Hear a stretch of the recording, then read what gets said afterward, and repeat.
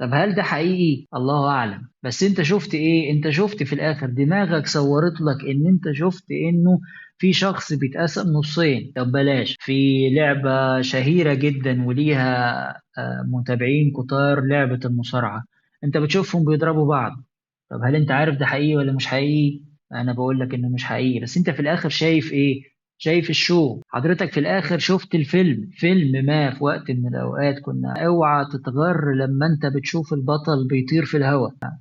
زمان كنا نلعب رياضة فيها فايت كده، كان الكابتن بتاعنا يقول لنا اوعى، يقول لنا اوعى تتغر لما انت بتشوف البطل بيطير في الهواء. ما هو يا ابني لو بيطير في الهواء، دي كانت جملته كده وش. كانت يا ابني هو لو بيطير في الهواء هيكلف ليه على الافلام كم الفلوس اللي بنسمعها على انتاج الافلام ده؟ ما خلاص بقى، ما هي ظابطت، ما خلاص، ما هي كل الناس بقت تطير في الهواء بقى. هي دي حتة مهمة، انت لابد انك تبقى فاهم انك بمجرد ما وقعت في فخ المقارنة، حضرتك يا فندم بدأت تشوف